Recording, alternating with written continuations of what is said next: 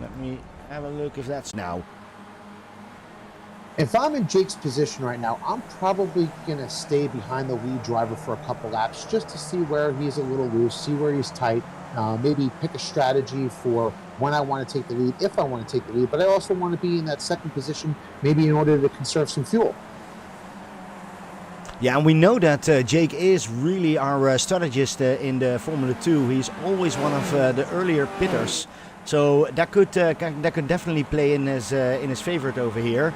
Well, we do see on the back over there also a fight with Alex Alton and Greg Montgomery. They're fighting hard.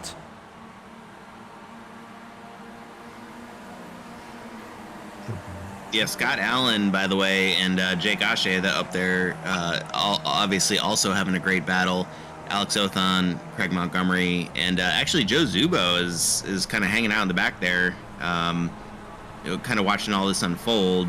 I will say, for anybody paying attention, Monty Proctor, Melody Chance, both taking the pit roads, or the toe to pit road there.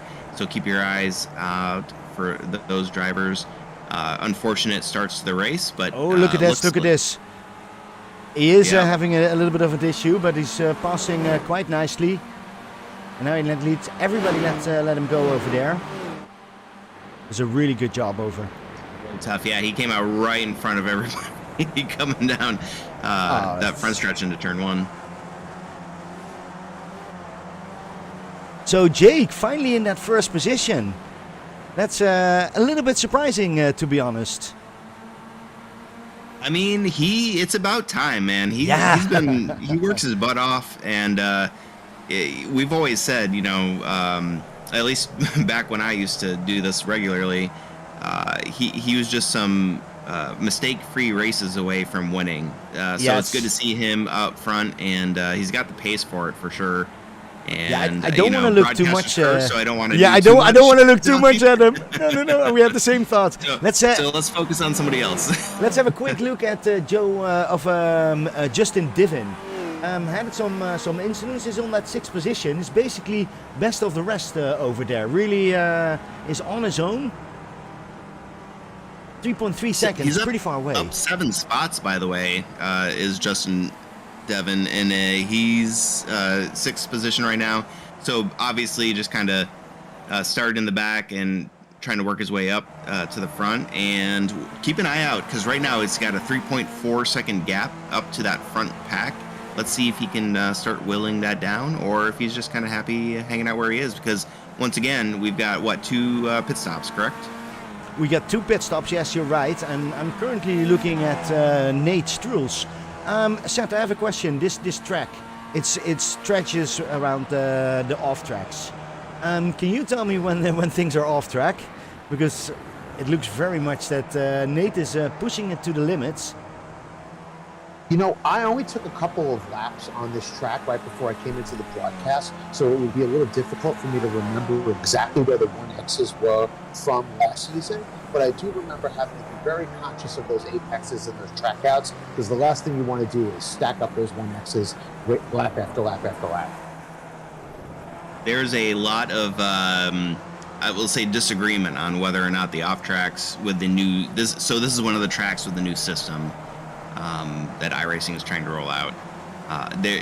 We'll say there's mixed reception on whether or not it was more or less accurate for the off tracks, but all in all, yeah, you really got to pay attention, and just it's the same as the old system where you just got to kind of know. You got to go out there and you got to do the practices and run the laps in order to know where you can get away with it and where you can't. Chris, would you mind describing a little bit the differences between the new system and the old system? I wish I could do a much better job of it, but now they're working on making it more based on the based on your car and how far off track, the number of wheels that are off the racing surface, if you will. It still comes down to what they define as the racing surface. So like I'm right now, if you're still on Nate Struls there, I got to imagine that was considered, well, no, maybe not. I'm not seeing an off track. No, I notification think for him. I think you do right. The system is with 4 wheels. Instead of the so middle of the car, it's actually 4 wheels. That's the new system. Yeah. So it's it's supposed to be a touch better, or at least a little more accurate. It's never going to be perfect. Let's be honest, because we don't have live stewards in iRacing. That would just be ridiculous. We do have a great battle here. By the way, speaking of Nate's Rules and Barry Stockdale, I don't know if you're going, but they're going into turn 1 here, and they were side by side. Nate kind of backed up, but Barry Stockdale's going to kind of cook it into turn 1 there. That's going to give Nate a great opportunity to try to get the runoff. And holy cow, man, Nate's not going for the draft, which is kind of curious, but it's working for him because he had such a great exit off of turn 1. But he's going to have that inside position. Oh, nice. He's going to have to just kind of cook it again into corner entry, and that's going to give Nate a great exit. Oh, that's a great move over there. We do see that in the front, the group has thinned out a little bit. Joe Subo is losing 1.9 seconds over that group. That means that Jake Ashe, Scott Allen, and Greg Montgomery can run away a little bit. Look at that, Greg Montgomery, also quite relatively new to this league, but he's really picking up. He's holding on that third position really well, up 6 positions. So, I just want to highlight here, Jake is up 6 spots, Scott up 1, Craig up 6. Oh, no. Oh, what happened to Joe? Oh, Scott Allen hit Jake Ashe. Oh, I'm not sure if there was damage with Jake. Jake is slowing down, and oh no. This is horrible. Yeah. Oh no. Back to the pit. Let's have a quick look what, yeah. Oh, Jake's car was broken over there. Well, new leaders in the lead. Suddenly Greg Montgomery is 3.9 seconds, 4 seconds away. I think Scott Allen's car is also damaged. I'm not sure if you guys see something going on. Scott's obviously way down on either air or power because Craig Montgomery is... Yeah, his car is completely broken. He can't make that corner even. Can't even turn. So now it's going to take a lot of time. And Justin Devin is now suddenly 11 positions up. So you got Craig Montgomery in first, Justin Devin in second, both 8 and 11 positions. That's incredible. And Scott Allen, by the way. Oh, who's that off the track there? Sorry. I think that was Monty Proctor, who was trying Monty to... Proctor, yeah, maybe just trying to avoid the exactly the contact, yeah. All right, so we have Jake Ashe in the pits. Hey, by the way, I really feel for that man.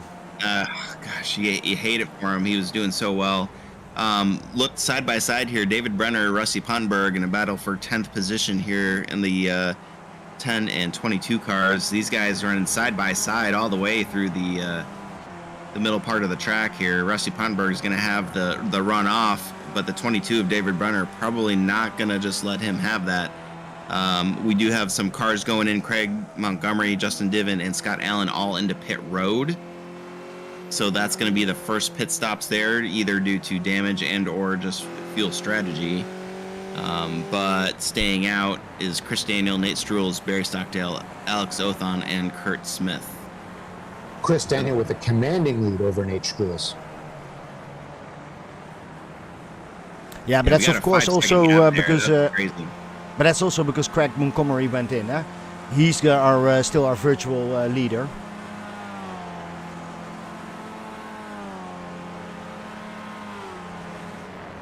Although Alex Othon is already went in. 4. Yeah. So keep your eye on that battle. Yeah.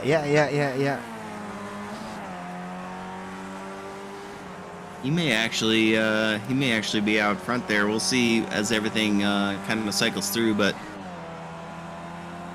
it's funny because I don't think Alex made a correct pit stop. Maybe not for the pit, for the fuel. He was really early. It's tough to say. I don't. Yeah. Having no prep time, I'm not sure what the earliest pit window for fuel is here. But yeah, that does seem a little early. But if anybody can make it work, it's Alex Othon, right? Oh yeah, no, Alex have done many different things. I moved back to the fight with Nate Strules and Barry Stockdale. Busy Bee Barry is driving very closely to Nate. And can he get a run over here? Because he does have that draft. And if you don't get it over here, can he get it then into the second corner? He's getting very close over here. Needs to have a good exit. You can see that the braking zone into turn 1 clearly is very different for all these drivers. I mean, we've already seen a lot of contact here. It makes me wonder about Skippy Formula 1 race that's coming up next. yeah. Then we're gonna have like 35 cars. When you have that many, yeah, exactly. So there's clearly people got to be very cognizant of that. Oh, look at this though. Even Barry just dives it right in there.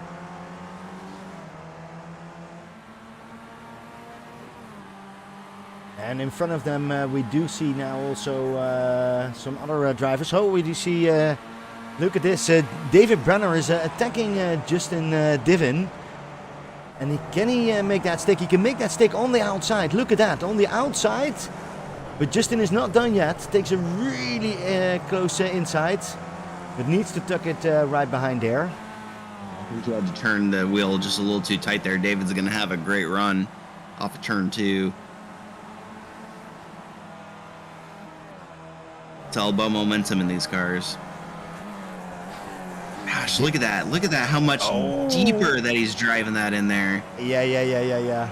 And he makes it work. Look at that. He goes to the inside and now he can go to that outside. That is the preferred line. It's going to be difficult for David to defend this. Is David able to defend this?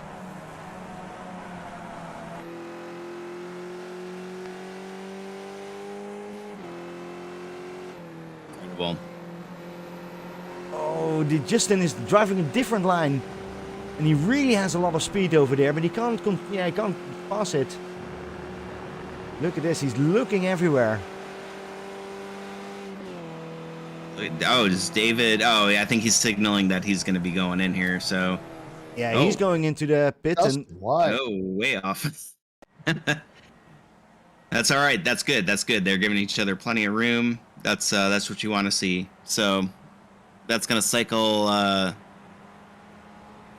Alex Othon now into the league. Joe Zubovich, Craig Montgomery, Rusty Pondberg, Chris Daniel, Justin Devin back out, and we've got Nate Strules coming off of pit road. Barry Stockdale just behind him. Kurt Smith is still chilling in pit road. David Brenner, who we just previously saw, he's down and in the pit. Jake Ashe, Scott Allen, David Michael Serro, Melody Chance, and Monty Proctor is still chilling in pit road as well due to that damage. So see how that all works out. David Brenner off of pit road now. So keep your eyes there.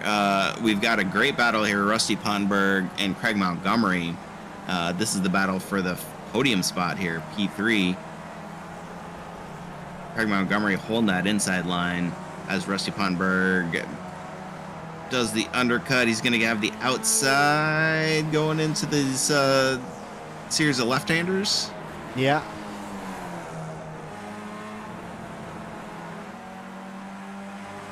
He can't make that stick. Yeah, I've seen that a couple of times now. They can't make it stick. So tough.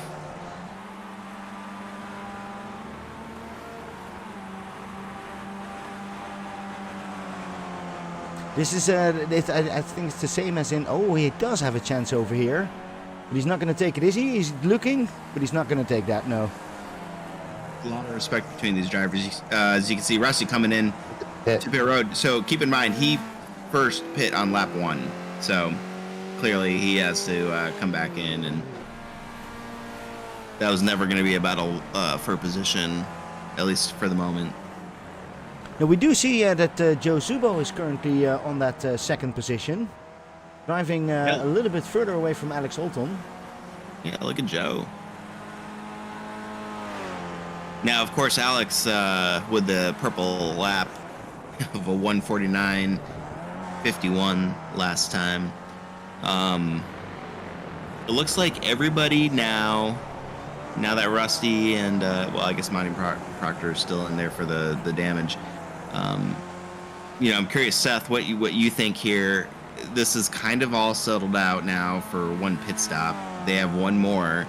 What are your thoughts coming to this? As if you're in maybe Joe Zubovich or Craig Montgomery's position, looking for that win, do you think you got anything for Alex? Is there a pit strategy that you can utilize, or you just hoping for a mistake?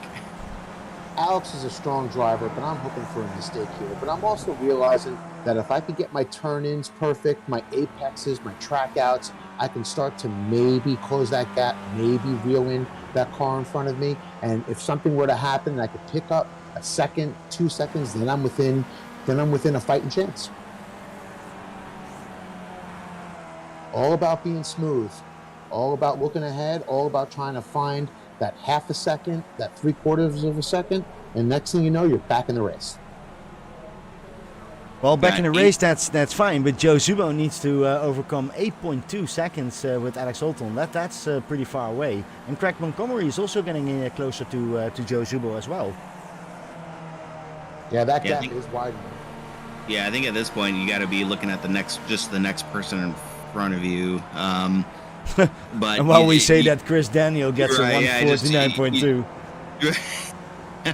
Oh yeah, look at that, Chris Daniel working his way back up. But that's to Seth's point. Chris Daniel's sitting there, he's got his head down, and he's working on entrances and apexes and getting his speed off, and he's got the purple lap rather. So Chris Daniel trying to work his way back up, and that's really all you can do at the moment.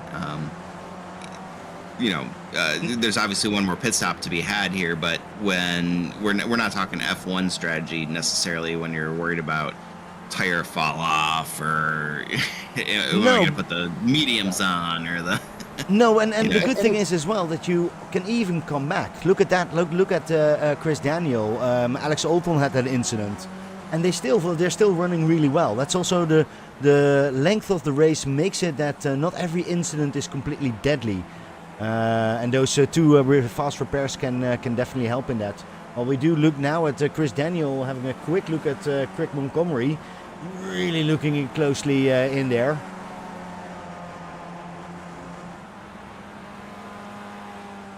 If I'm fighting for the podium, I'm hoping for someone to make a mistake going into the pit at this point, maybe getting a black flag, and hoping that I might be able to get some freebies.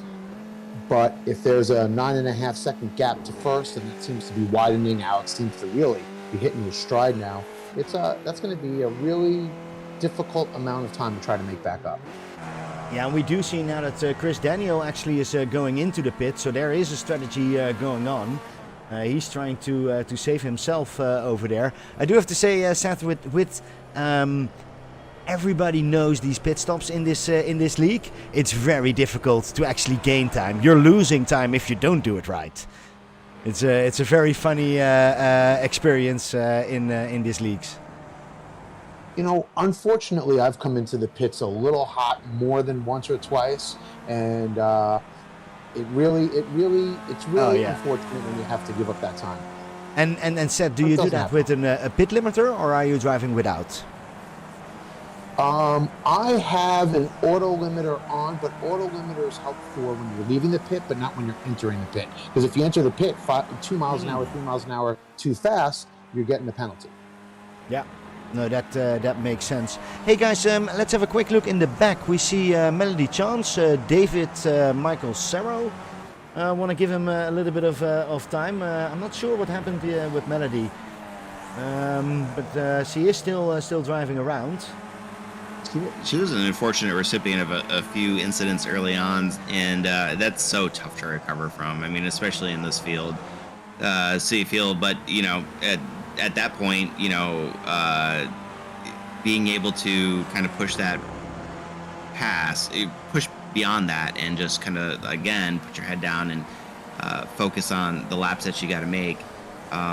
Seth, have you ever been there where, you just have that beginning of the race where it's like, oh, this clearly isn't my day, How do you get over that hump of saying, okay, all right, fair enough, but we're gonna still go out there and run every lap that we can. That's pretty much how I start every race. I'm not really known for being a great qualifier, but sometime after lap 2 or 3, I tend to hit my stride. And even though I'll usually qualify somewhere, I don't know, between 8 and 12, I can usually wind up finishing somewhere between 4th and 5th, or even a little bit higher in whatchamacallit? Sorry, top split. So if you're patient, if you drive smartly, if you get lucky, you could pick up spots. Speaking of picking up spots here, Craig Montgomery out in the lead, passing some. Yeah, I know the rest went into the pit stop, so Yeah, they all had a pit stop. He's got Alex Othon, who's 16 seconds behind him. Now, if he were Max Verstappen at Qatar. Yeah, more importantly, if he had a Red Bull racing team that would change his fuel so quickly. In 2.8 seconds, yeah. But, that being said, I'm looking forward to seeing where he ultimately comes out here, because we do have a lot of folks. Craig obviously leading, the first person who has not pit twice, all the way back to 6th position there. You got to go back to Kurt Smith in 6th. He has not pit twice. So that is kind of what Craig's up against right now. So Alex, Chris, Daniel, Joe Zubo, the rest of Pondberg, all having pit twice. And looks like he's going to stay out one more lap. So yeah, I'm driving currently along with Rusty Pondberg, who's really close to Joe Zubo for that 4th position. You do see that Joe is sliding a little bit, and Rusty is really gaining a lot over here.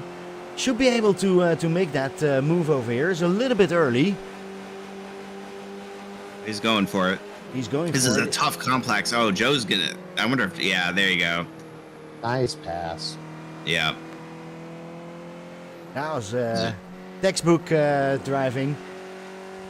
Positioned the car really well there. That is a tough complex of corners. For those of you who are watching, maybe family, friends, whatever, don't do iRacing, those 2 right-handers that we just watched, those are downhill and very difficult to get right. And all right, guys. Jake is back in position. He's in the 9th position and is going back into the pit. I saw him fighting with Nate Strules, and I think he was like, okay, need some fresh, clean air. That's how Jake likes to run. But that means he's going to be done with his pit stop as well.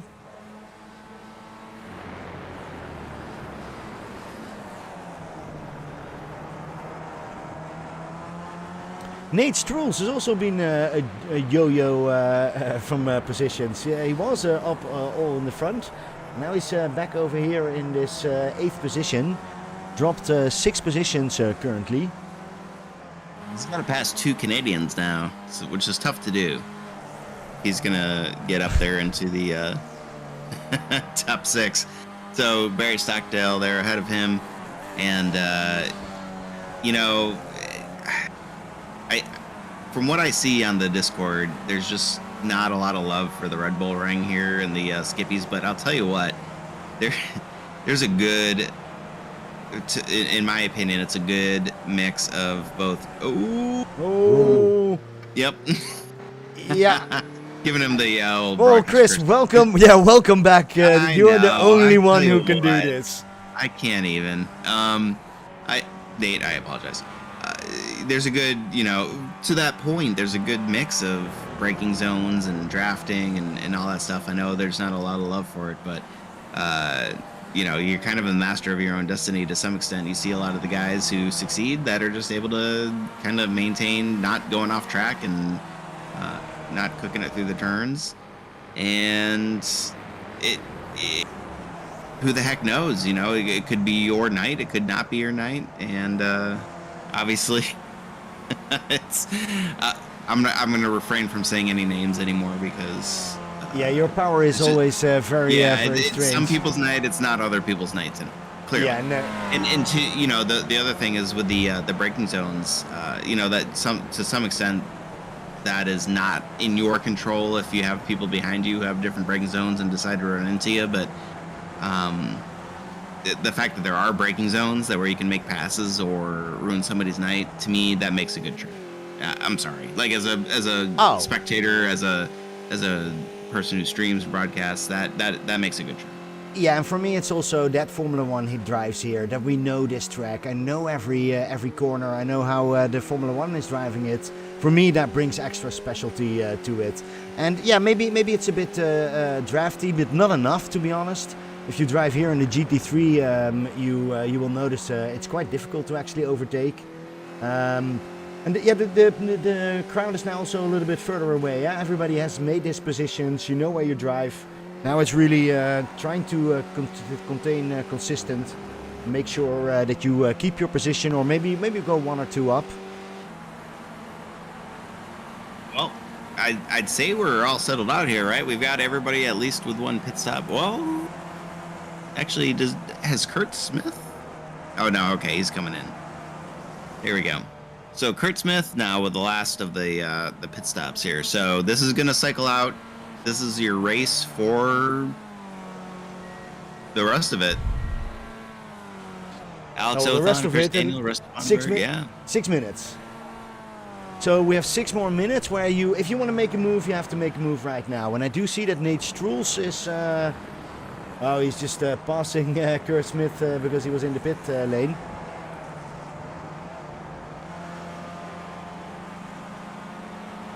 Oh, this is shades of the F1 race this morning, where everybody's just kind of spread out, doing their own thing, and all you can hope is that you don't blow a left front tire and.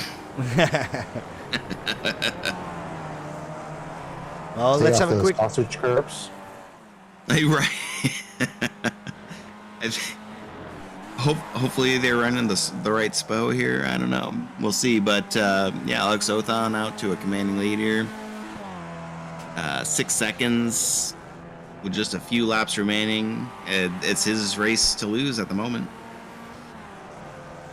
Yeah, and he's not going to do that. We know Alex, if he is in these last laps, he knows to be consistent.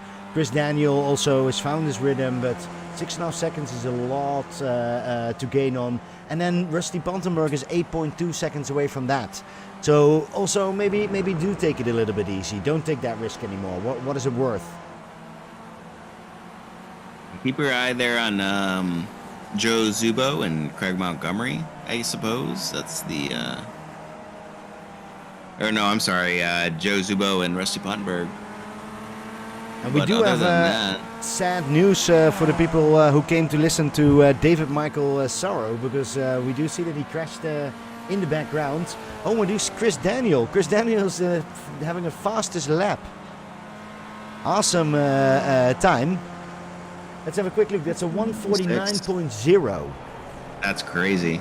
So what do we expect in Formula One if we see these times over here already? You have no idea.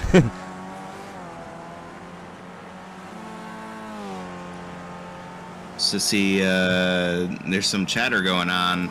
I was trying to listen in and not 100% sure what they were talking about. I can put it up. I'm always a little bit afraid that we have the... Yeah, it's a bold strategy.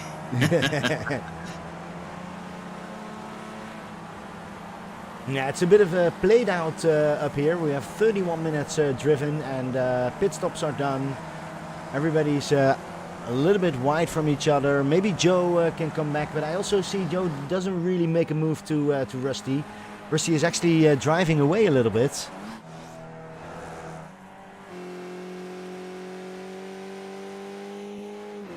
I mean, that's the closest racing we got on the track right now. Joe Zubo trying to catch Rusty Pondberg, 1.5 seconds. So I guess 1.6 seconds now. And yeah. So let's see if we can translate this. What do you think would happen in Formula One race? The Skippy Formula One race? Or, yeah. Wait, whoa. Rusty Pondberg goes in. Rusty Pondberg goes in. Why is he doing? Did he underfuel?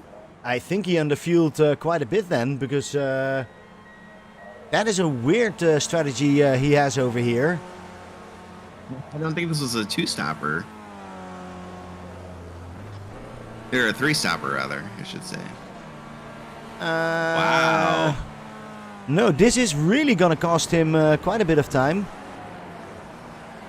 I mean, there's not much time to take it up. So Joe Zubo now sitting pretty there on the final podium spot. Oh.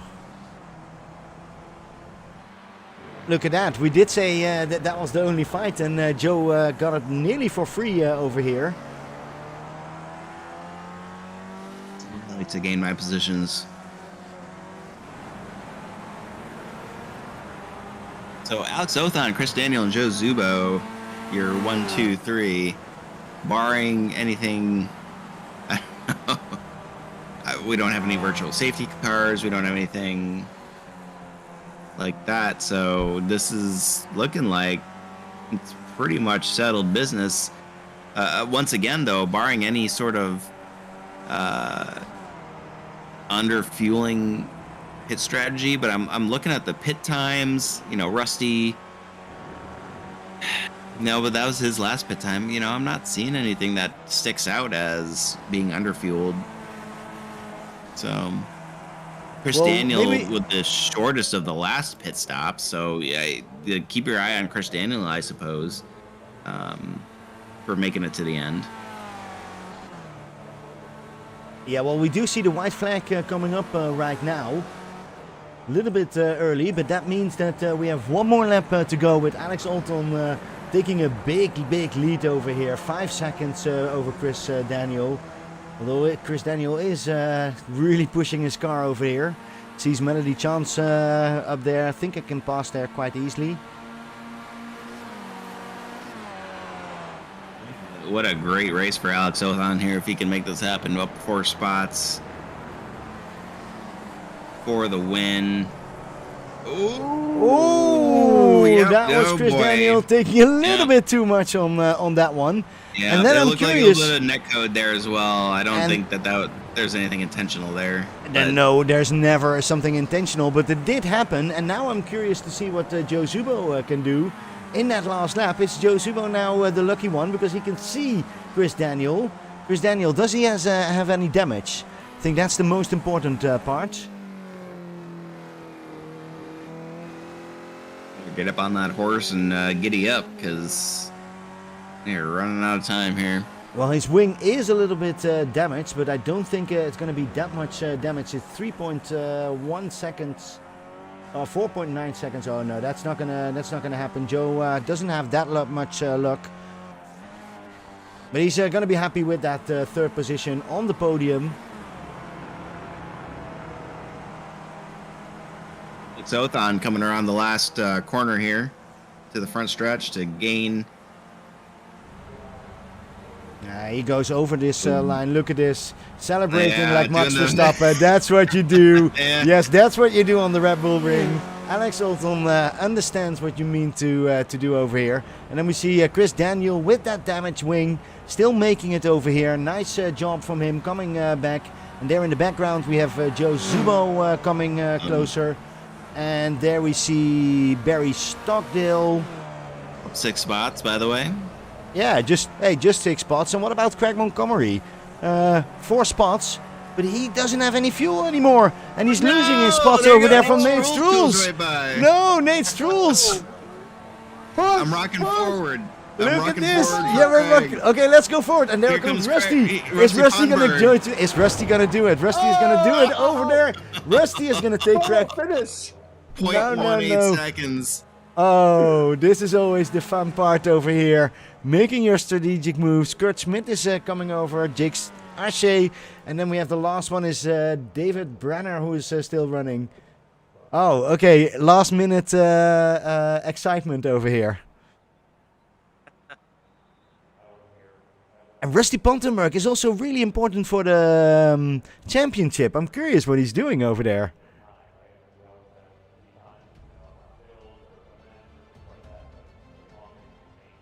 I mean, I guess ultimately ending up P6 isn't too bad, but boy, yeah, that really curious to know what happened with that third pit stop. Yeah, so David Brenner is now coming in here as well, and that really means that we can show the end results. course, we know Alex Alton took that victory just 12.5 seconds. Chris Daniel right behind there, and Joe Zubo, congratulations with his third spot. Barry Stockdale 4th, Nate Strules number 5th, Rusty Pondberg on the 6th position, and Craig Montgomery on the 7th, Kurt Smith on the 8th, and Jake Ashe 9th, and David Brenner on the 10th position. So exciting race, especially the first few laps. So I'm a little bit scared about what's going to happen in our Formula 1 race. We do going to take a small break, and we'll see you guys in around 7 minutes for our second race, the Formula 1, here at the Red Bull Ring. Awesome. Great talking with you, Pim and Seth. We'll see you in a few minutes. All right. Looking forward to it.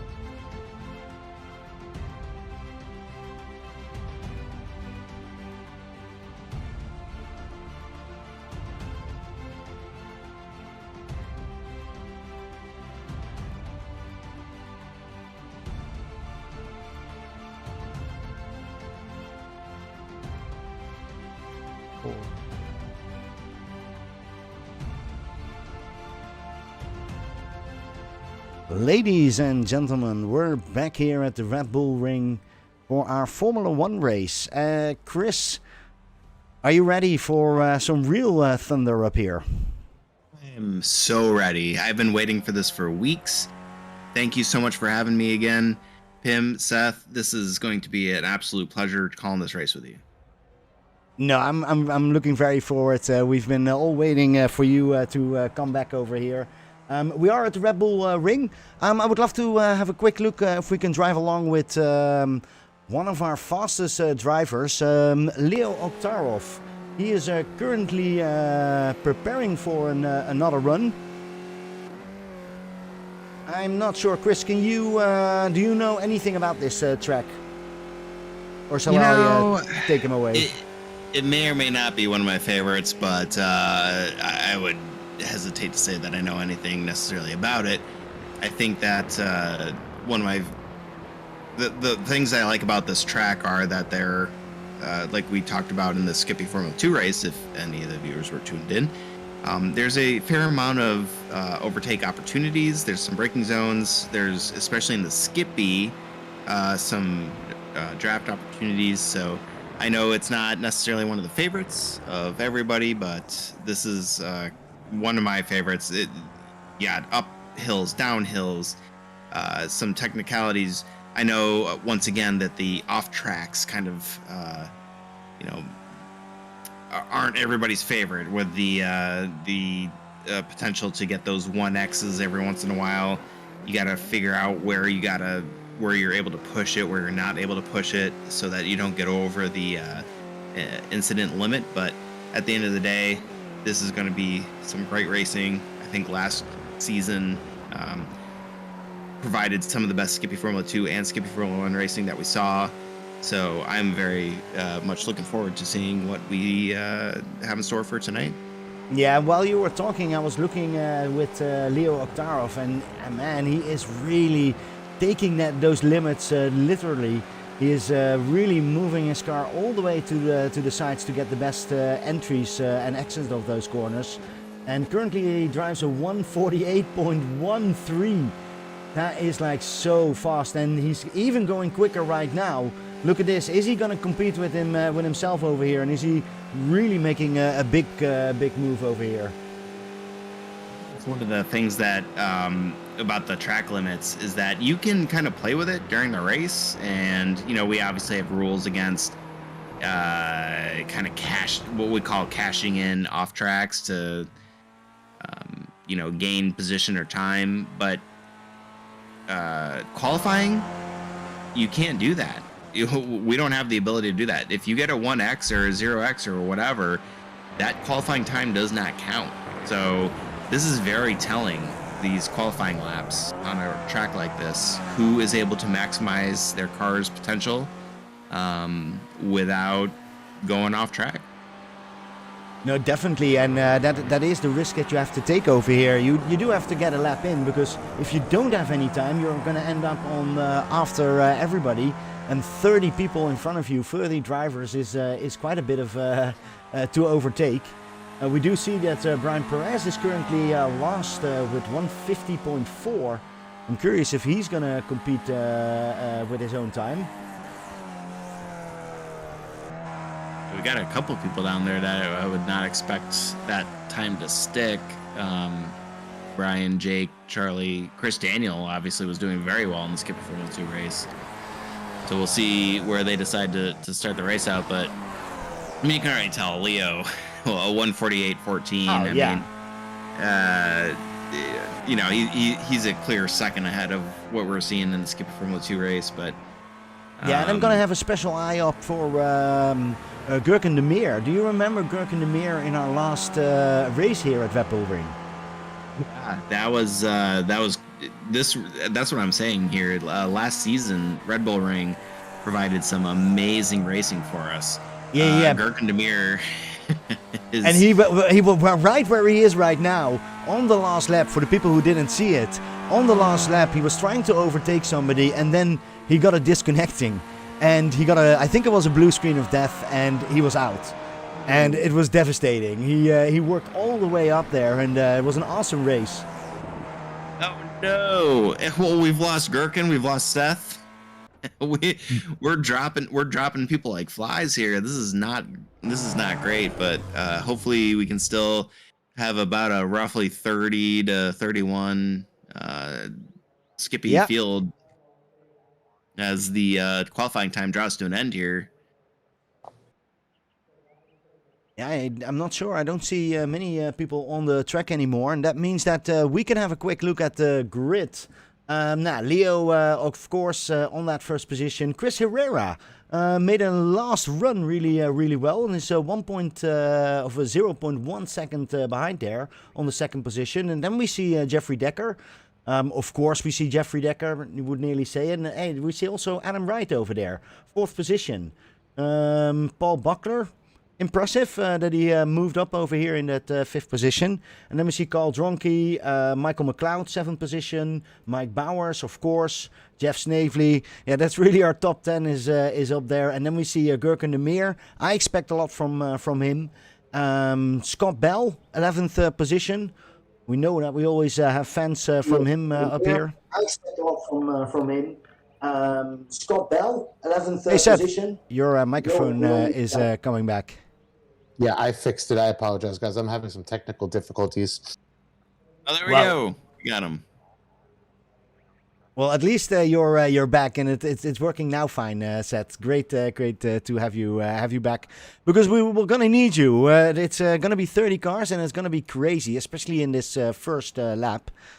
And I think we are ready for some warm up. See some people getting up. And it's all for that nice podium. We've got some fans here in the house. Obviously, Team Bell. We got some Team Dronke in the house as well. Great to see you guys out here tonight. This is going to be an interesting one. I think if last season had any indication, this one's going to be even crazier, because now people kind of got a feeling for it. I mean, this is obviously a relatively new track to the series, and this happened with Long Beach as well, and where people kind of just finally start to understand how everything works. So let's get ready here as the lights are out and the green flag waves. And you immediately see Chris Herrera and Adam Wright tucking in on that line. Inside line there, yeah, look at that. Great, they're working in single file there. It seems that everything goes fine in that first corner, but we saw that also in Formula 2. Let's see how it goes up here in this second corner. It's all one line already over here. Immediately strategy not fighting up there.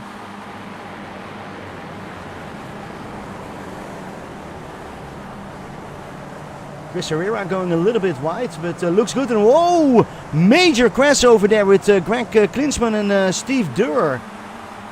I think that was a little bit of an early break that happened.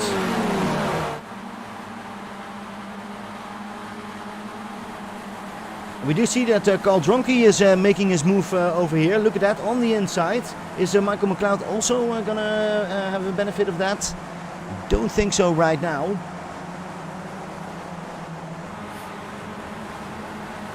A lot of drivers involved in that early accident there. I'm a little bit afraid to look it back. Let's try to see if we can keep it a little bit positive. And here on the moment we have the whole, well, basically top 15 driving together. We've got, honestly, after all that, only Chris Georgianellis and Chris Daniel, you know, two of my Chris brothers there, had to go to pit. So I guess all in all, not too bad, but at the same time, I think a lot of people are not going to be super happy with that start. That being said, Leo, Jeffrey, and Chris leading off the pack here, and everything is still very tightly bound. Matt Chapka kind of falling off the pace there just a little bit, but really all the way through 17th position, the interval is holding pretty tight. Yeah, it's basically all single line. We do see some moves now up here. Jeffrey Decker is going on that inside line. Is he going to make a move? Jeffrey Decker is going to make the move, and he's going to make it stick. Carl, Adam, side by side. Leo, Chris, side by side. Jeffrey Decker leading them down here. This is going to be another great break-in zone here. See if anybody wants to try to take advantage. Of course, if you go on the inside there where Chris is, it's so tough to get the run off. Yeah, and now Adam has a better run. So is Adam, and also Carl is coming, looking closely over there. It seems that they can manage this.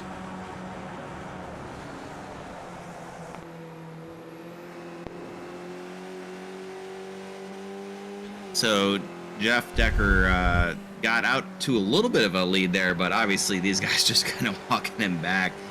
And that top 5 really organizing and not going to let him go get too far ahead. Paul Bachler there in 6th place, kind of out on the island for a little bit. Oh, look at this. Chris Herrera going on the inside of Leo.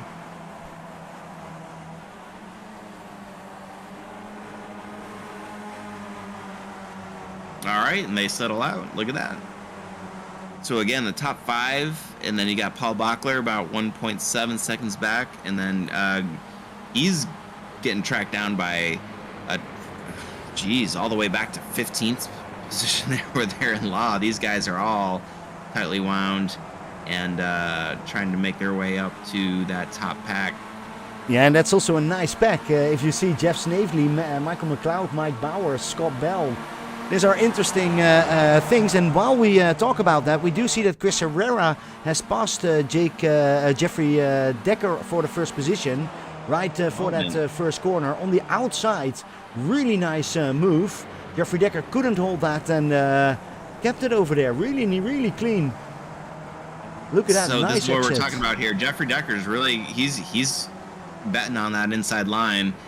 Chris is going to go as wide as he can because you got to get that momentum off the corner exit in order to get a good run off. That's exactly what's going to happen there. And I'm sure Decker now going to do the exact same thing, try to get as wide as he can to maintain as much speed through that corner. It's not going to work for him, but he's got one more left-hander here to make it work. There we go. He looks to the inside. Oh, and then Leo immediately comes with him. Look at that. Leo immediately makes that move as well. That's a tough, for Chris Herrera there, that's a tough position to hold, but surprised he held it that well. Look at that. Well, Chris look at this. He holds that again. second position as well. Well done by all these drivers to keep it clean, too, by the way.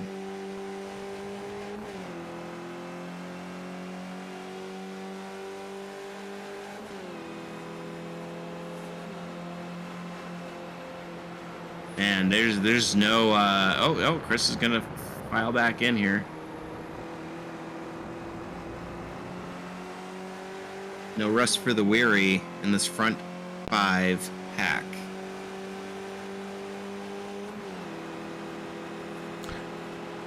Look at this, and he's doing it again. And he's just taking it back over here. Going on that inside. I do have to say, that's what I like when Chris Herrera is joining. He's not afraid to fight over there. And that basically means that there's a top 12 now fighting over there. It really is. Oh, look at this. We're going to go 3 wide into the turn 3. Oh, geez. Leo stays the best way possible over there. And oh, jeez.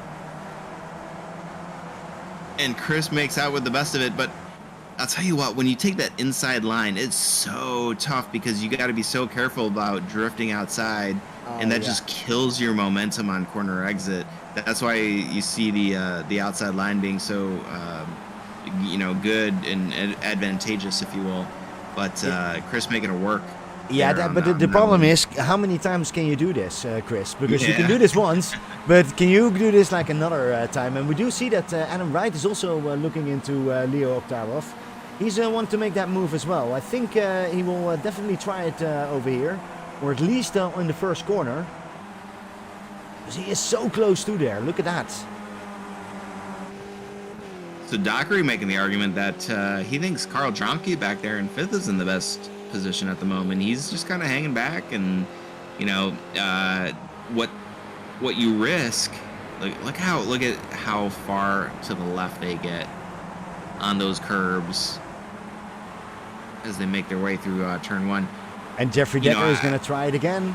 Yeah, I don't. Or disagree, no, Leo Oktarov. Leo Oktarov. Yeah, we're gonna go 3 right into turn 2. This is what you want to see. Chris would be smart to. Yeah, there we go. Okay, he's gonna try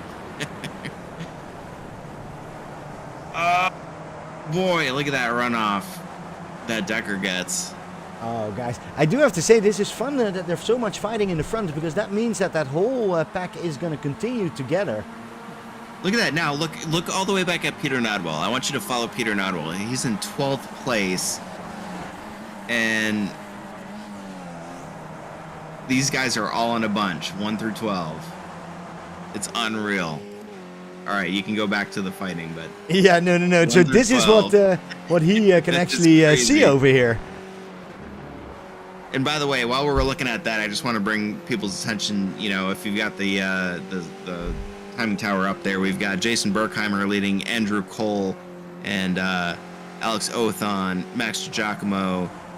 There's some great battling happening back through the field as well. I don't want to No, definitely. And I do see that there were some people asking what exactly happened in that major crash. So maybe just have a quick look what exactly happened. We saw there was a lot of people. Oh, and Steve Durr just got really bumped in there. Don't think his car is much damaged, but he's not moving. He has to wait for everybody to pass. Oh, and it's a massacre over there. But that's basically what happened in there. Still, he's got a little bit of a bent wing. Yeah, it's tough, when you got that many cars trying to make it work on the. And look at this, Alex Othon takes that inside line from Jason Berkheimer, and I think Max Giacomo is also in there. Yes, he's still fighting over there for position, and Jason is going to take the inside outside. We got 3 wide up front, by the way. Sorry, I don't know. We got Decker, Chris Herrera, but then Adam Wright, Leo, and Carl. Oh my gosh, it's almost 2x2 here. So hard to pick what to focus on, but. Oh no, yeah, we can just focus on these 15, and you for sure have something is going to happen. Oh my goodness, yeah, no, and then look at back, Max Giacomo going turn 3 here, trying to take that inside line away from Aaron Law. Man, the amount of respect between all these drivers is absolutely incredible here. And by the way, we haven't even talked about pit strategy yet. This is just absolute racing here, right here. This is after everything has settled out after the initial accidents. So yeah, and look at this. Mike Bauer is going for Paul Buckler, or is at least looking in there. But who isn't? And I see Leo Oktarov falling back. What's happening with Leo? He's moving up to the 6th position. Even Gurken de Meer is also passing him. Look at that, Gurken de Meer. Contact a little further back there. Doesn't look like anybody's worse for the wear, though. Oh boy.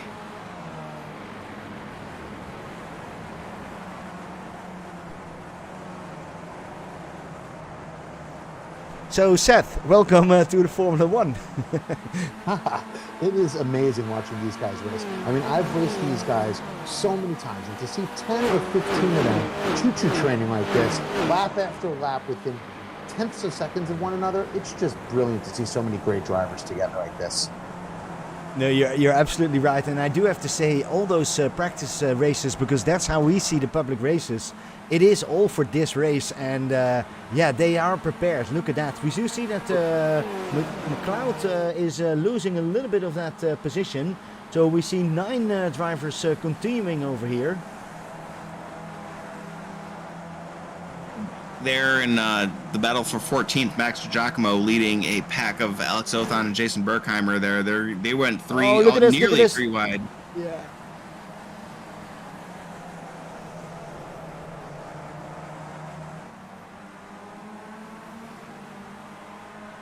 how anybody could. Oh boy! Oh, look at this! Well, you want to see 3 wide? We're going to go 3 wide. And He got contact! There goes Alex! Yeah, okay, that was a little bit expected. That's not a broadcast booth anymore. That's just playing like, okay. Look at that, and Matt Zepka is making some moves over there. He's now on the 17th position, right behind Jason Burkheimer and Andrew Cole. Trying to catch up with Max.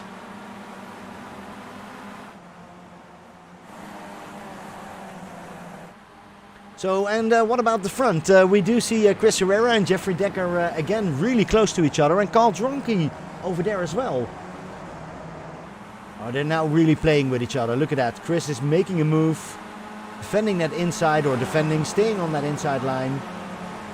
We're going to go too wide here, though. We got 7 laps in, and these guys got to start thinking about what they want to do for their fuel strategy, but ooh, they also got to think about there.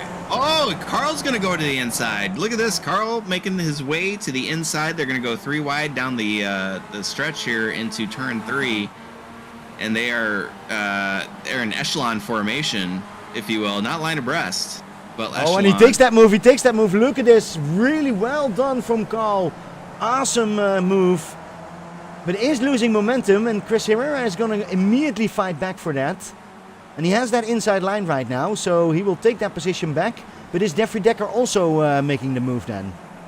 Carl just squeezes him down. Really nicely done there. That is so tough because, you know, when you're in a stock car, when you're not in an open wheel car, you can really squeeze people down. But when you're in an open wheel car, it makes it a lot tougher to hold people on that line because you touch wheels and you're both your Unites are done. But they're gonna go 3 wide. Yeah, twice. 3 times too wide. Oh, and we do see Jeffrey Decker going in. Jeffrey Decker says goodbye. I can't. There was no gap. Wow. Okay. All right, and look at this. Here's Leo Octaro for Jeffrey Decker, Gurken de Meer, and Mike Bowers. Well, basically, exactly the same. Wait, were they communicating on the radio? I got the radio up. They weren't communicating that unless they're in a Discord together. Unbelievable. That was really fast. But that means that Chris Herrera, Carl Dronke, and Adam Wright are leading. And Carl Dronke says, I want to lead. I want to get that bonus point. Fair. And he does that really well. Look at this.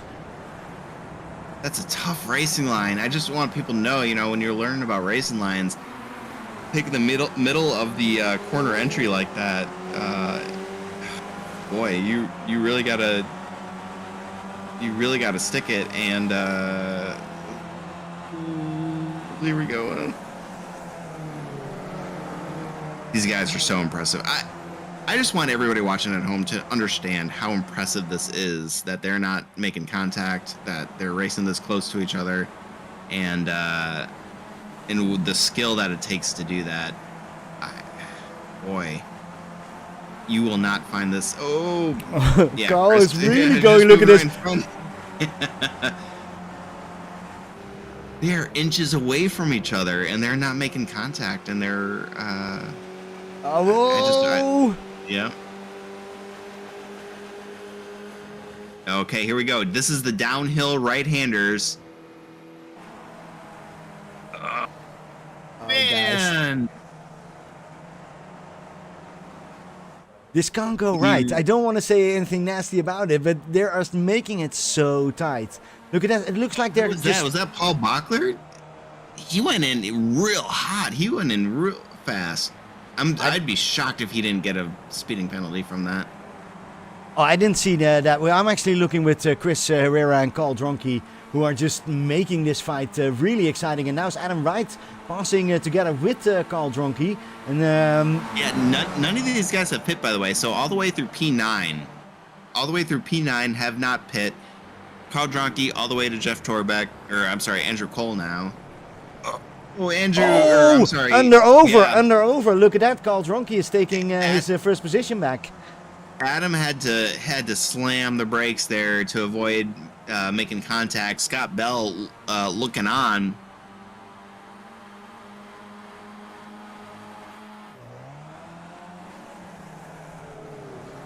Well, this is going to be very interesting to see over here. And we do Just see keep that in mind. Yeah, Leo is the first driver who has pit. So when you look at your timing tower there, that's who you're keeping an eye on for where these drivers are going to come out. Well, and we do see that basically that whole group is back together. Jeffrey Decker, but also Gurken de Meer is suddenly really close near that. So that's basically our virtual leader group, together, of course, with Chris Herrera, Carl Dronke, and Adam Wright. And while I say that, Carl Dronke takes the lead again. Yeah, Chris is going to have to let him go on this one. Oh, contact. While going into the pit, Carl Dronke gets really pushed out of the way from Chris Herrera. Oh, he's not going to be happy with that one. No, and did you see Adam Wright nearly was breaking into Chris Herrera? Oh boy. So what does that mean? We have now Scott Bell, Jeff Snavely, Aaron Lair, Carl Dronke, Jason Berkheimer, and Jeff Torbeck in. And what does that mean for Leo? Is Leo just going to take this lead this easily? He's coming around the last turn there, going down the front stretch. So this seems the early pit stop seems to be the smart strategy there. You can see Adam Wright, Chris Herrera coming off now, but they got a long road ahead of them to catch back up here. The undercut seems to have worked out for whatever reason. Really well. Look at that. That is like 3 seconds that they are losing over here. So Leo Oktarov has made the right move together with Jeffrey Decker and Gurken de Meer. And Gurken de Meer is going to have a look inside of Jeffrey Decker. Is he going to make that move stick?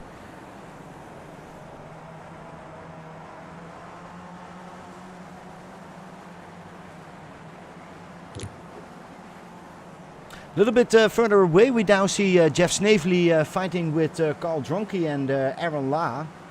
Carl has really lost quite a bit of time with that incident. It's those same guys, eh? It's the Jack Ashe, it's the Carl Dronkes of these worlds. They never have luck. Don't know what that is. Yeah, you can't buy it. It's like the NBA Jam. He can't buy a bucket. It's the... They do have an interesting fight, so as well as Jason Berkheimer with Steven Durr. Steven Durr, who had that horrible incident in the first few laps, but is now having a great fight with Jason Berkheimer and Jeffrey Torbeck right a little bit above there, and also Matt Zepka on the 14th position. Overall, I just want to highlight that we've got Charlie McCarty up 12 spots to the 20th position there.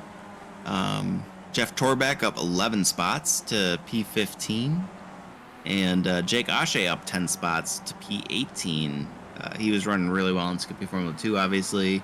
A little unfortunate run for him there, but this seems to be a little bit of, this is a up 10 spots in the Skippy Formula 1 race. Hopefully this is enough to make up for that. Yeah, no, definitely, and we know he was quick. He was really quick in the lap times as well, but yeah, just had that bad incident, and then that is really difficult to come back from.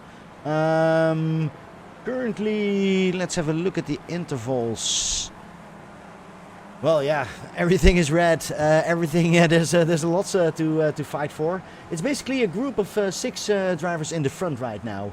Jeffrey Decker, Leo Oktarov, Gurken de Meer, Paul Buckler, Mike Bowers, and also even Michael McLeod is really came back to there.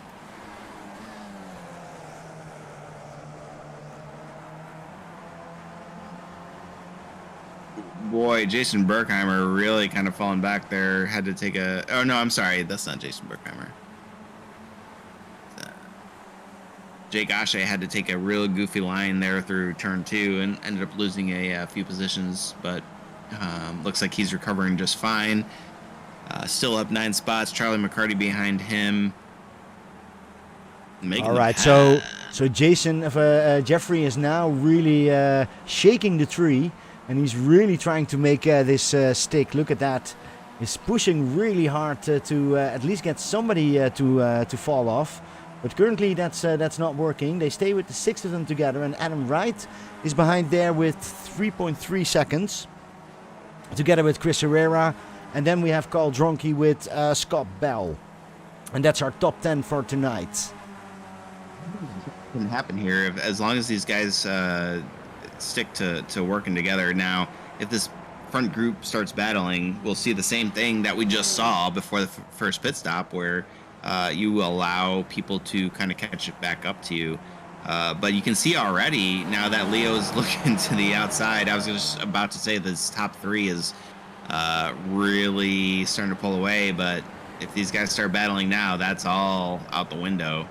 Gurkin Demir, who had a great race here last season, he's really trying to get back up there. I think he thinks this is his house, and I would not disagree. But I would definitely say yes, it is his house. Yeah. This is Gurkin Demir's house.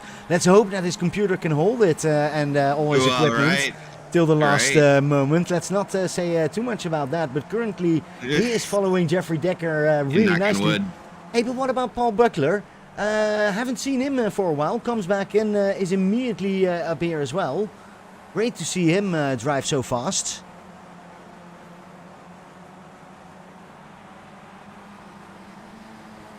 Yeah, this whole front group's going to be a lot of fun to watch. I will say Steve Dewar back a little bit further is looking at Jason Berkheimer and Jeff Torback and wondering if he can gain maybe one or two more spots here. And this battle back in the mid pack is still fantastic. Jeff Torback up 11 spots.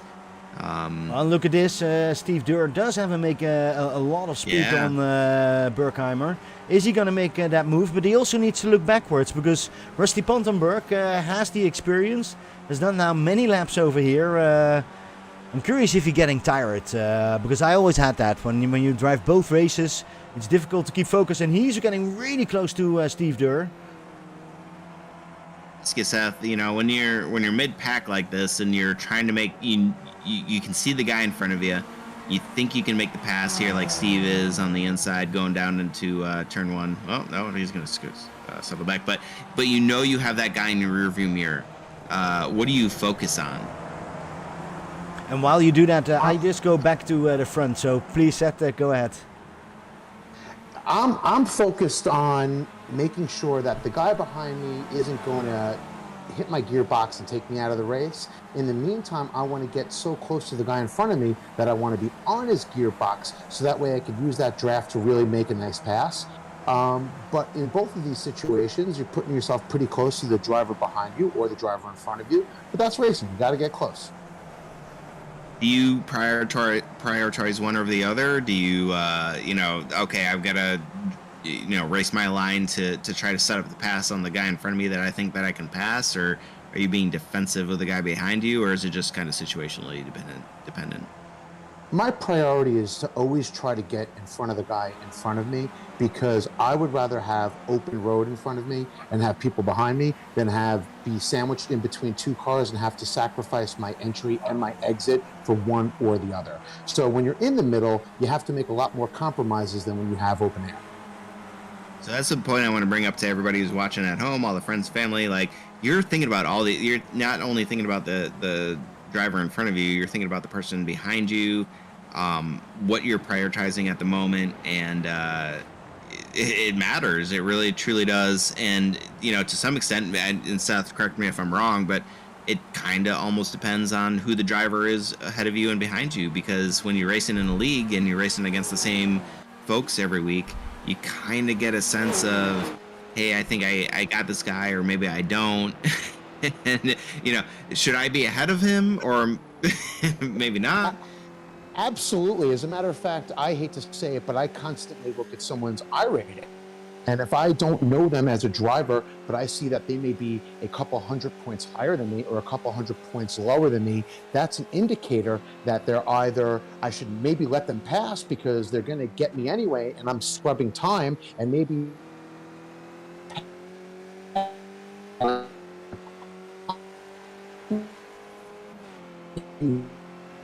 all right. Seth, I think your microphone is going a little bit off. Chris, can you hear me? Yes, yeah. All right. Had, unfortunately, Seth in robot mode there, but I think kind kind of what he was saying is, if you're not familiar with the people, you kind of look at their iRating and, you kind of base your strategy off of that if you have no other information. The good thing about Sunday Night Skippy is when you're racing with the same folks week in, week out, just, maybe it's day in, day out, depending if you participate in the practices, stuff like that, then you kind of have a better idea of what to expect from everybody, and that's kind of the joy of racing league sessions. As we look at Leo now trying to make a move on Gurkin Demir on the inside, and Jeffrey Decker. Is he going to have a twofer here? Toot toot! Leo is coming by. Look at this. I do have to say, also, Gurkin is coming back immediately, falling back over there. Oh yeah, and let's make it 3 wide. Let's make it 3 wide. Come on. Oh no. Oh no. All right. Who wants to win this? Gurkin Demir is going over the grass. Oh, Jeffrey. There is contact, but they can continue, and that means that Gurkin Demir, welcome to my house. We're gonna call this the Gurkin Demir Redbull ring, is taking the first position over here. Bowers is gonna make the move on the outside here. He's gonna have the momentum going around the outside if they go 3 wide again into turn 3. Oh my gosh, I just can't even with this place. Do it. Let's see it. Oh, Mike Bowers. Mike Bowers also thinks like, wow, come on, let's do this.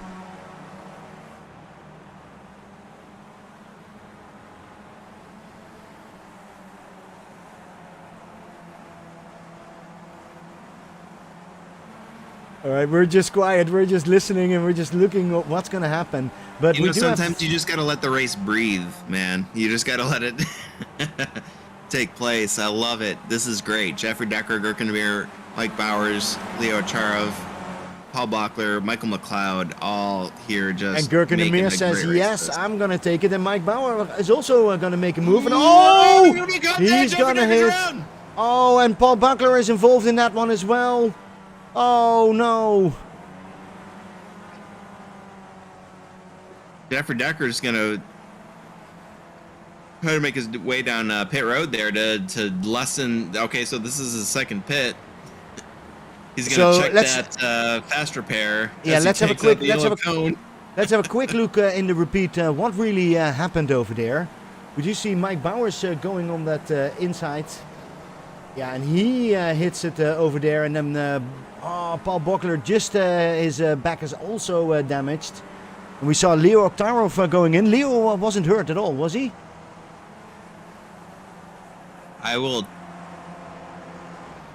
check, but either way, he's in pit road now, so he's got the fast repair available to him, and so it's kind of null and void.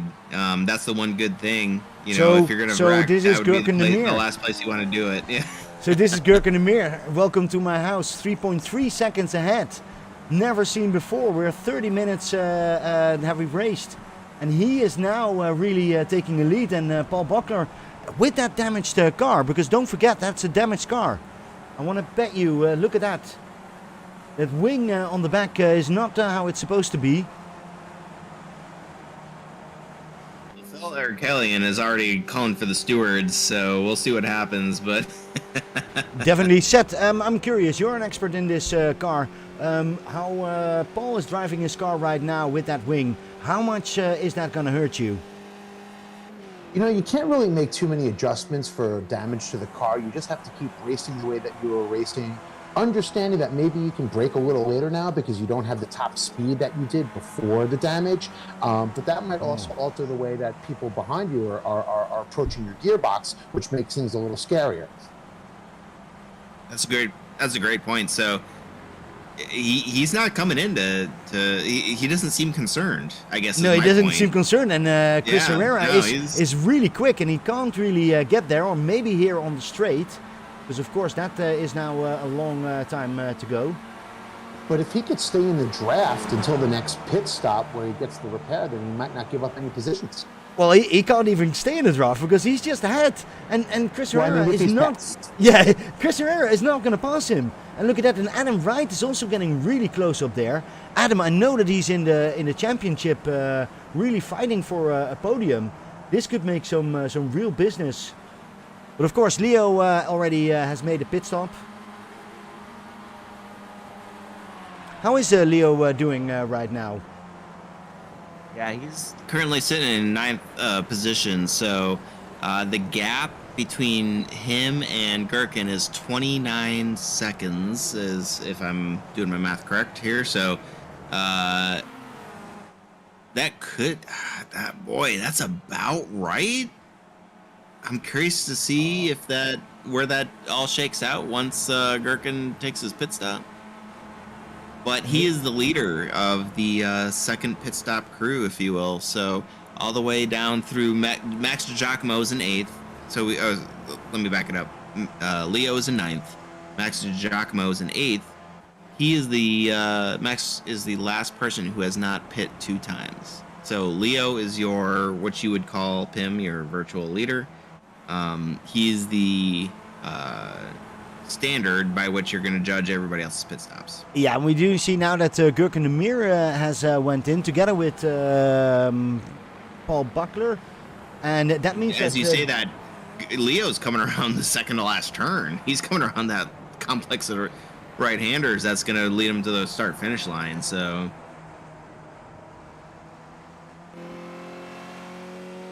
he comes right here now over start-finish. Yeah, I think you're right. He is going to take this lead quite comfortably. But Gherkin de Meer is out already, so maybe it's enough, maybe not.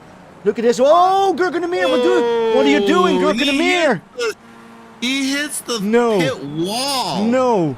Oh, no, Gherkin de Meer. No. Oh, no. Okay, there you go. All right, let's have a quick look. What really happened with him? He smacked the left rear tire, from what I could tell. All right, so he comes here out of this lane. Oh, no. Oh, and luckily no big damage over there, but there goes his chance on the podium. He's trying so hard to get out there. It's just a tight window. That pit road exit is so tight. You have no margin for error. Now, while you say that, Michael McLeod is fighting over here with Jason Berkheimer, is making that move stick. So we do see, just to clarify, we see Chris Herrera on the front. Adam Wright right behind there on second position. But, what is it, 24 seconds? Behind there is Leo Oktarov. Is that enough for those two guys? And Jeffrey Decker is there on the third. Oh, is that Jeffrey Decker? No, that's Jeff Snavely going into the pit. And I do see... where do I see Jeffrey Decker over there? Oh, Jeffrey Decker is a lapped car. We're getting a lot of comments about how that's a commentator's curse. And I don't disagree with anybody. No, it's... Welcome back, Chris, one more time. Maybe I shouldn't be around. Well, we have a lot of fun with you up here, but look at this. Right, Aaron La on the third position, 13 positions up. And what about Jeff Torbeck, 20 positions up? That's incredible. Aaron, Jeff, all these guys. Jason Berkheimer was up 12 up until the point where he pit, so we'll see where he shuffles out. But at the moment right now, we've got the top 3 have not pit for their second pit stop.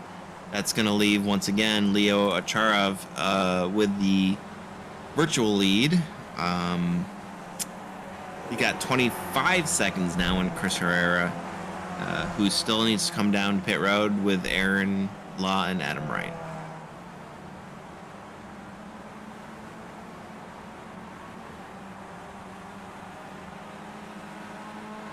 Yeah, so Chris Herrera needs to go in very soon. But Adam Wright, same thing. I'm curious what they're going to do. Question on the stream from Dockery. Yes, Scott Bell has pit twice. So he is in 9th position comfortably, and barring any short fuel. Yeah, while you say that, we see Chris Herrera and Adam Wright going in, also Aaron Law. And that really means that except from Andrew Cole, basically everybody, and Jeff Torbeck, everybody has pitted twice. So we are done with that part. Leo once again across the final turn. and past the front stretch. And Adam and Chris are off pit road, but Leo's got the momentum there. They're going to have a tough hill to climb, if you will, to get back up to him. Now, Gurkenmeer tried it again to get out of that pit. Luckily, he got a better result on that, but that means that Adam Wright is now right behind him. So he needs to move space over there. But this is now the second time that we see Leo Oktarov running away, crushing the rest of the field. Who's in third? I don't know. I'm showing Michael McLeod. Is that Michael McLeod? But he has Chris Herrera right behind. Yeah, he's done really well up here. We do see that Chris Herrera is not going to like that much. He's trying to get back there as well. What a great run for Michael McLeod here. I just wanted to point that out. It happens. It happens every time when it happens that everybody crashes except Michael McLeod. He has a way to actually overcome all these problems. And he's looking really smart with Chris Herrera over here. So is that again a podium place for Michael McLeod, or is Chris Herrera going to do something about that? While I talk about that, right here. I really do. Leo is out 3-second gap. Adam, by the way, Adam up 2 spots. He has kind of worked his way out there, comfortably out there for the second position. I think this battle for the podium is going to be the one to focus on here. Look at this. And while you say that, Chris Herrera knows that's the signal on to overtake, and he's making a really clean move over here. No troubles over there, and he can continue that really nicely. But immediately, Michael McLeod has enough of it. Here we go. All right, ding dong, we're getting ready. What did I say? This is going to be amazing. Let's look at this. Oh, this is going to be so tough. They're going to... Oh, yeah, he's holding him over there. But now this is the difficult part. And Michael McLeod did a really good job on giving space for Chris Herrera. Oh, and look at that. Gurkenmeer. I can't look at Gurkenmeer anymore. Like, he's so sad. Look at it. He could have overtaken all those guys. And he's not allowed to. No, Gurken, just stay behind there. It's your house. Got the blue flag. Yeah, no, it's tough. I feel for all of these guys up in these positions, because you don't want to be the person. I think back to the quintessential race. It was Mid-Ohio. Why we have another one coming up. We also have Carl Dronke fighting over there with Jeff Snavely. So keep an eye on that one as well, because I think there's something going to happen. Mid-Ohio, I think it was 2 seasons ago, where it was just all the leaders ended up taking each other out, and that's kind of what we always point to for clean racing. So, could Michael McLeod have pushed a little bit harder on that one? Absolutely. Could he have squeezed him a little bit more? Absolutely. But at the end of the day, is it worth it to take both of the cars out and you both end up, at the end of the field? No, probably not. Oh, no. But you're absolutely right. Come on, if you're in this position, all the calculations these guys are doing real time, right? Like, how?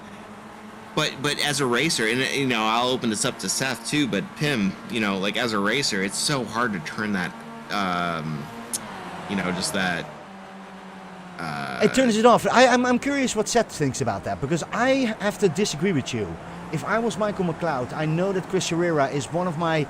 I don't want to say I look up to him, but if I see him in a race, I know how quick he is. So if I can drive over there, I know I'm doing something well. But Seth, you drive not daily, but at least on a weekly basis with these guys. What do you think about this? I usually drive daily with these guys, and when I see someone like Chris in front of me, and I'm in his draft, and I think I have an opportunity to pass him, I'm going to ask myself, if I pass him, can I hold it? Or is it going to be a pass repass? So if it's the last lap, I might take a chance. But if there's still a few laps on the board, and I know that he might be a little faster than me, and I could stay in his draft, I'm going to wait until the very last moment to be aggressive and to try to make that decision up. Yeah, and I think that Michael McLeod is following your advice because he's not attacking anymore, and he gives Chris Herrera all the moves to make it going forward.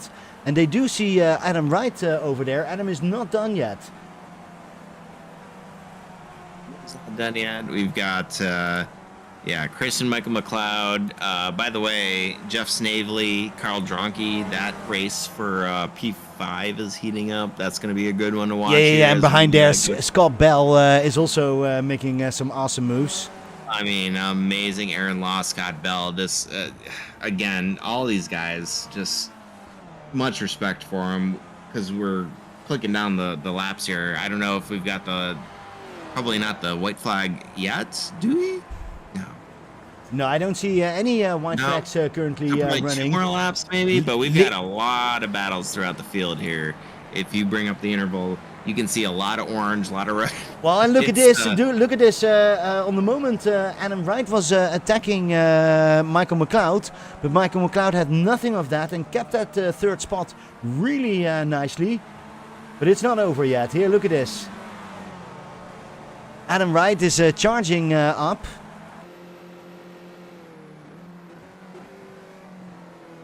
Tries to get a little bit in over here. Look at that. And now he has a nice run. But this is difficult. Are you going to make the move right over here? I don't think so. You don't want to make that because then you're going to lose Chris Herrera. What do you think, Seth? Where are the best passing opportunities on this particular track, do you think? You know, unfortunately, I don't remember this track enough from last season to sort of identify where I was making my passes. But the front, anytime you have a long straight in a car that drafts as much as these Skippies do, that's always where I want to look to make my passes. I also want to know if I'm in P2 coming into the last turn, do I have enough draft in order to get in front of the car one position in front of me by that start-finish line? All right, guys, I do want to make a move to Jake Ashe on that 15th position, currently 14 positions up. And is fighting here with a major group. My gosh, this whole group is amazing. Yeah, who's not involved in there? Paul Buckler has fixed his car. Oh, look at my contact! Oh, man. That's Andy Howe off the track. Well, luckily for Paul Buckler, this time he was not involved in that. And he continued without any damage. But this is going to be an interesting fight. Let's move a little bit far up. Carl Dronke fighting over there for that second corner with Jeff Snavely.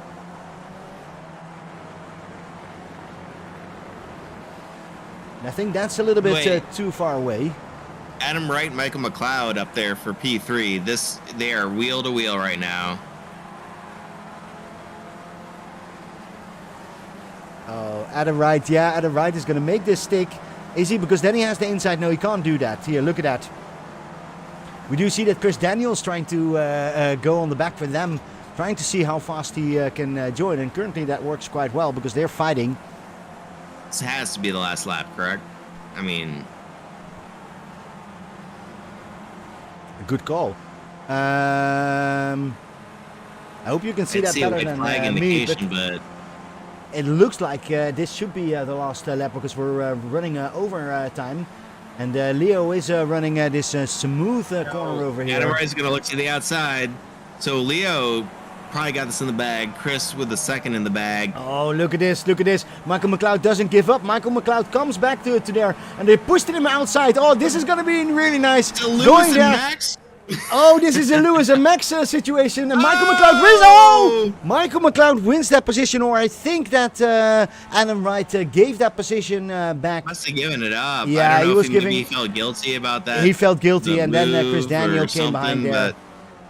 Wow, that was an interesting fight over there. We see Aaron Lahr coming on the 8th position. And Scott Bell, 7th position. Great job from him. By Scott Bell, yeah. And then what about Max over there? How is he running? Max Di Giacomo. Jake Ashe passing Chris Stewart. Or no, I'm sorry.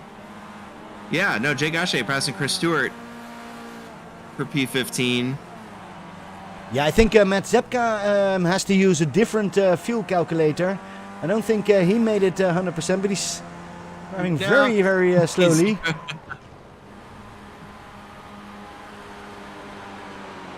All right, let's see who else we can catch now. And here we see finally Jeffrey Decker coming into that last corner.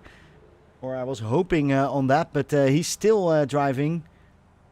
So Ray Bartnikowski checking in saying Adam probably got to slow down for going that wide. So that wasn't that's a Max versus Lewis situation. That's not a oh, here, let me give up the position. That's a I don't want to get it DQ'd.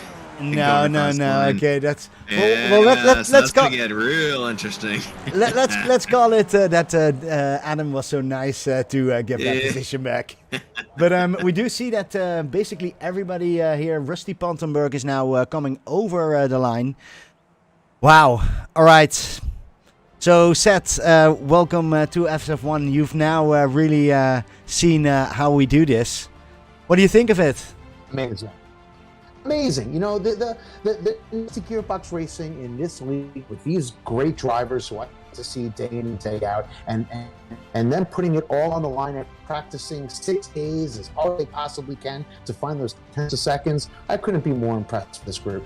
No, it's an amazing job. We do see the results over here. Leo Oktarov wins once more time, crushed everybody else with his times, and Chris Herrera on that second position. Great job from him. And then what about Michael McLeod, third position, right there on the podium? I know a meme that would fit quite well on Michael McLeod right now. Carl Dronke, what is this? Carl Dronke, fourth position. Didn't he have an incident? Didn't he have a crash? What a comeback of him over there. And then, all right, Scott Bell, sixth position. Great movement over there. Aaron La, Max Di Giacomo, great one over there. I hope I say your name correct right now. I'm learning. Jason Berkheimer, ninth position. And then Mike Bowers, always good for a top 10, is in their top 10. Great move. All right, Chris. You're back. Yes, let's do it. Hey, I want to bring in our race winner here, Leo Acharov, because I'll tell you what, this was a tough race, and we saw a lot of, to Seth's point, you know, gearbox to nose racing, and you had to be perfect. You had to execute. So, Leo, tell us about what your strategy was going into the race. I realized during the week it wasn't going to be pace that was going to give me a chance at this particular finish. It was going to be really going to go down to the pits, and I worked a really good amount at it today, and it seemed like it paid off. I'll say, did the fuel strategy play any part of it, or were you just kind of taking what the race gave you? I was basically taking what the race gave me, because early on everything was really sloppy, really messy, but the times were really slow. So I figured if I could pit early enough and I could get enough clear air, I figured my pace would be good enough to at least put me a bit ahead, and it ended up being exactly what happened. And you've got your blisters healed, or are you just fighting through How do you know about that? I may or may not be in that Discord. I just don't talk. Oh, no, I've been driving with them raw. Like, I had some ointment on it, but, put my hands on the wheel and let's go. It's better than a real car, especially with the G29. The G29 doesn't have a lot of force, so it doesn't hurt my hand as much. That's fair. Yeah. So Leo, I had a question for you. When that accident happened with Jeffrey Decker, you were on that inside. Did you choose to go into the pit lane, or was that basically reacting to what happened in front of you? No, that was literally when I wanted to come in. Nice timing. Yeah, there's a little bit of luck there too. That's Great. Good. Oh. And then, sorry, Leo. Then we saw you just in the end. You were just running away. At one point, when do you know? Okay, this is enough. I know that I'm there. When did you know that you were the Max Verstappen of this circuit? That never ever crosses my mind. I just try to do my best every week and put in the time. I do have to ask you the because we always talk about in the Discord, just real quick, this is a little off topic, but we versus real world racing, and I know it's very different. None of us are racing the actual Skippies that we're racing in this this league, but when you have that, you said you had the G29.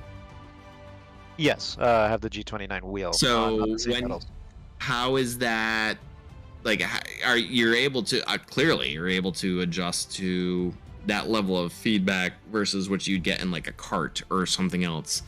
What is that, just something that's innate to you, or because a lot of people want that immersion of like this full force, but I can't imagine that it's the same thing.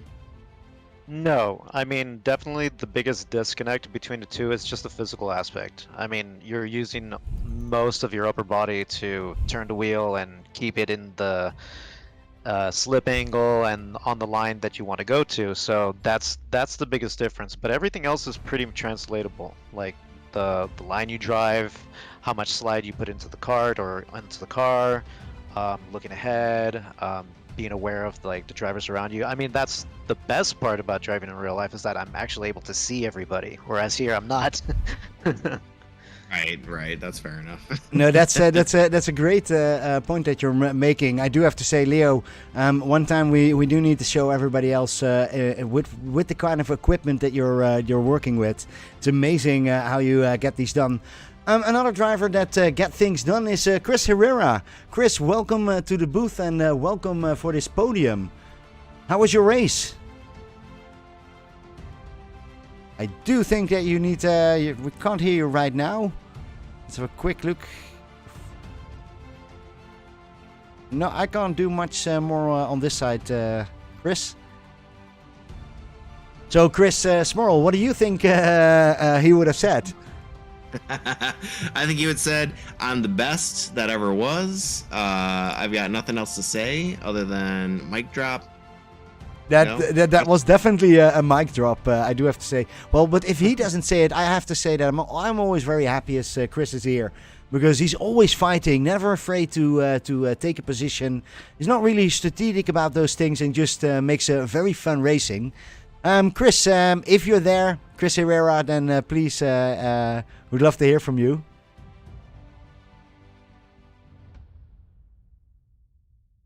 It was a good try, but too bad we can't hear you. We gave it a shot. So, Seth, welcome. We've said it a couple of times. This was your first time in the broadcast in these races. When do we see you actually on track? Because I know you're fast.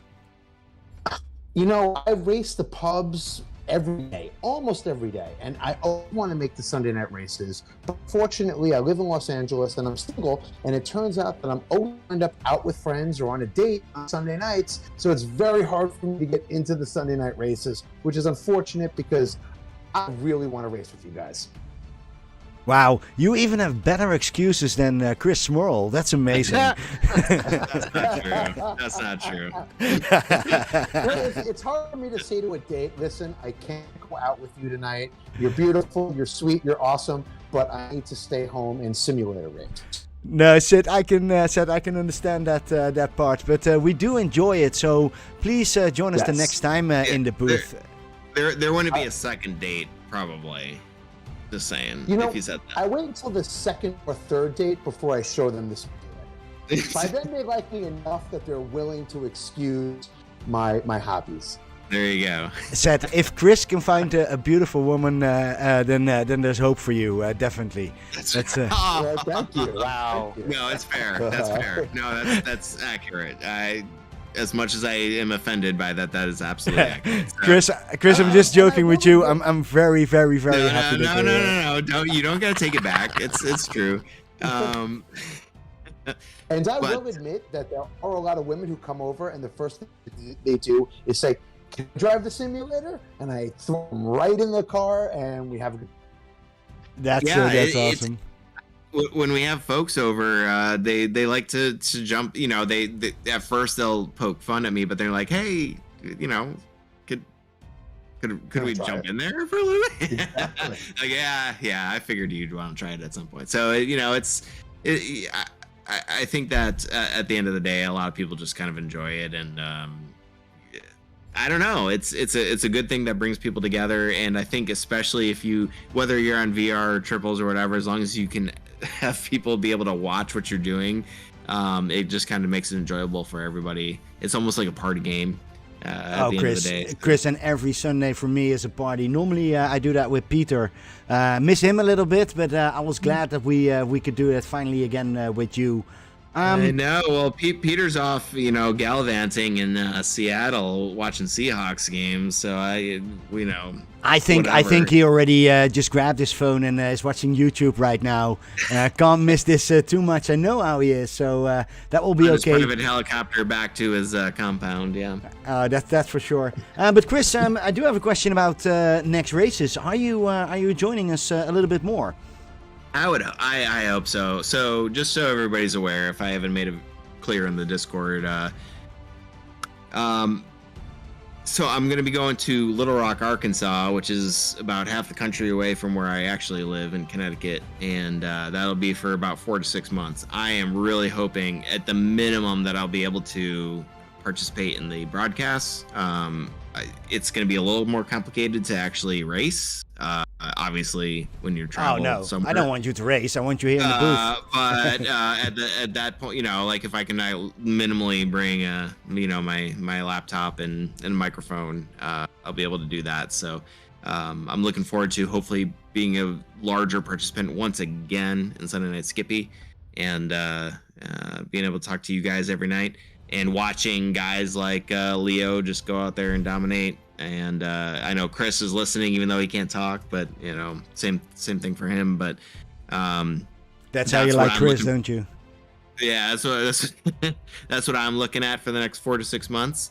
And with any luck, I'll have enough time to actually do some more things. Like maybe we add some more things to the Sunday Night Skippy store, which I'm sure most of the guys in the league don't even know exists because it just hasn't been updated very recently.